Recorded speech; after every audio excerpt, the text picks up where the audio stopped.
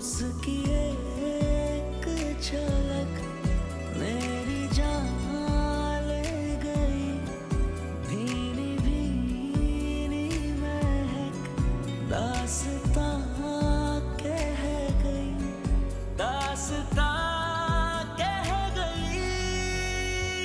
दिल हारा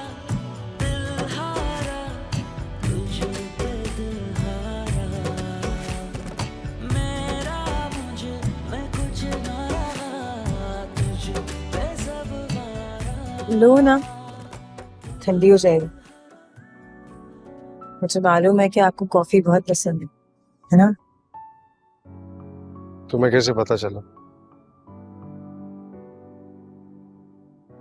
मैं तो आपके बारे में सब जानती हूँ मुराद जी। इतना तो आप अपने बारे में खुद नहीं जानते हो।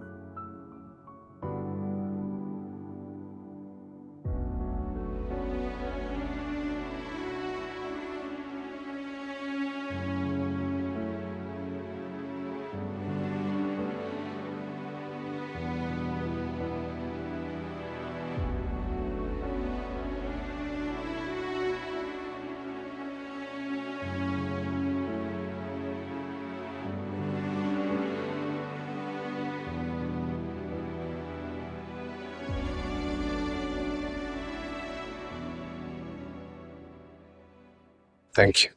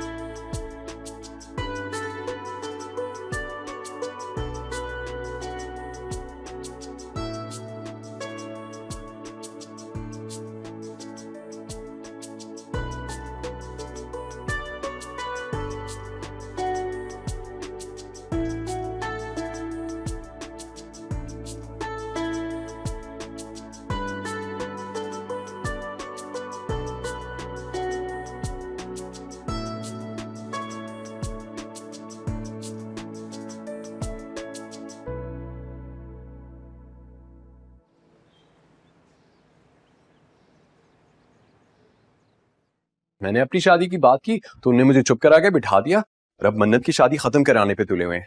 आपकी शादी कैसे बची हुई है तो मुझे समझ में नहीं आ रहा। भाई मेरी और आदिल की शादी तो भैया ने खुद तय की थी। मन्नत और मुराद के चक्कर का ना पता चलता तो वहां पे भी कोई प्रॉब्लम नहीं होनी थी।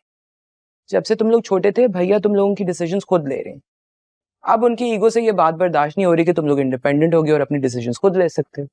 ठीक है, हमारी हद तक तो मुझे बात समझ में आ जाती है, लेकिन हमाद की लाइफ डिसीजंस वो क्यों ले रहे हैं? पहले उन्हें मन्नत के लिए हमाद नहीं पसंद आया, मुराद पसंद आ गया, अब मुराद पसंद नहीं है तो हमाद परफेक्ट मैच बन गया है। मैं तो खुद हमाद के लिए बहुत परेशान हूँ। आगे एक डिवोर्स से गुजर चुका है। मैं चाहती हूँ कि अब वो अपनी जिंदगी का फैसला बहुत सोच समझ के करे।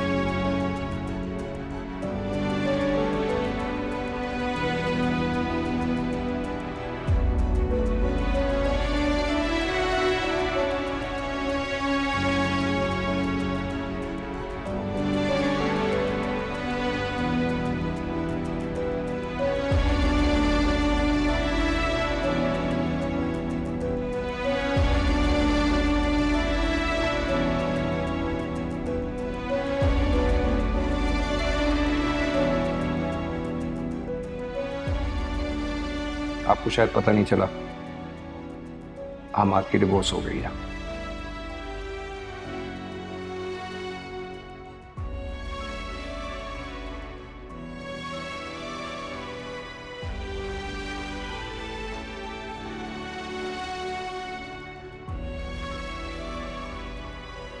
इतनी जल्दी? सॉरी, मेरा मतलब कब, कैसे? इट्स ओके, नहीं बनी तो खत्म हो गई। वैसे भी I don't think me and Samiya were made for each other.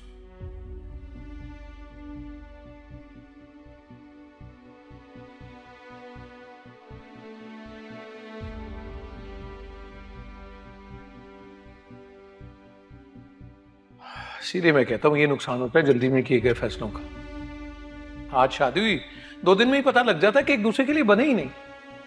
भाई ऐसे रिश्तों को घसीट के चलाने से बेहतर है कि भैया खाना खा ले, ठंडा हो रहा है।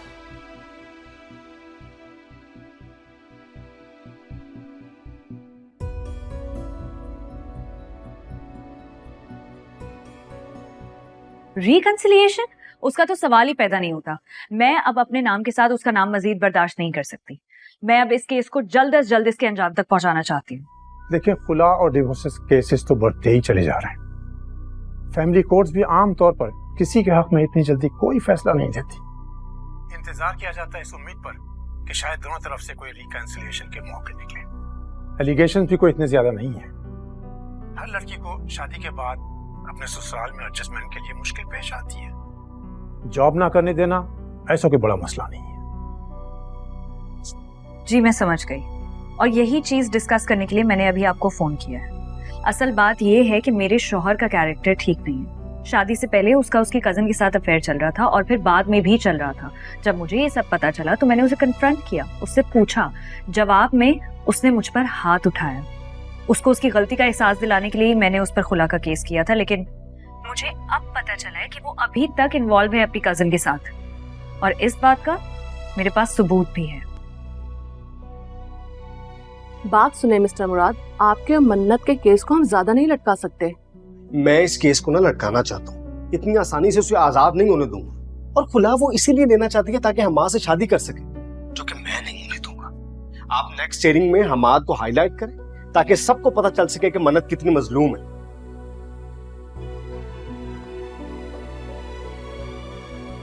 मैं इनसे माफी नहीं मांगूंगी क्योंकि मैंने कोई गलत बात नहीं की। मैंने इन्हें सिर्फ ये